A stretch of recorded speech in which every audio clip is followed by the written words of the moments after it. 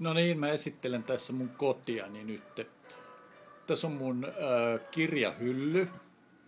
Kirjahyllyssähän tietysti aina on Marilyn Monroe. Ja Beatlestä löytyy. Ja tietysti hääkuva. Ja sitten mulla on telkkari, josta mä katon salattuja elämiä. Siellähän se Ulla on. Hei hei Ulla.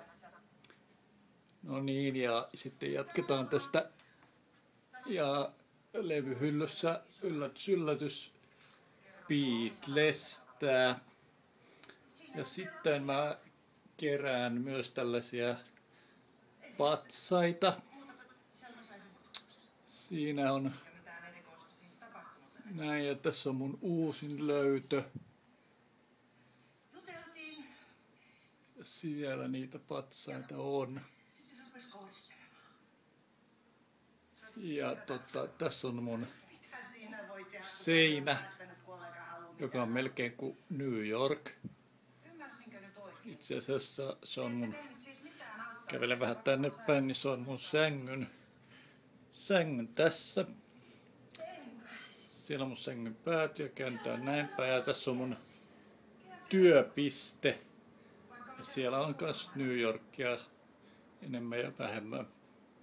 Siellä on mun eteinen. Ja tässä on mun kuntopyörä. Ja taustalla näkyy keittiö, jonne voimme tästä vähän kävellä ja katsella. Siellä mun lööpit ja tästä on mun näköala 6. kerroksesta.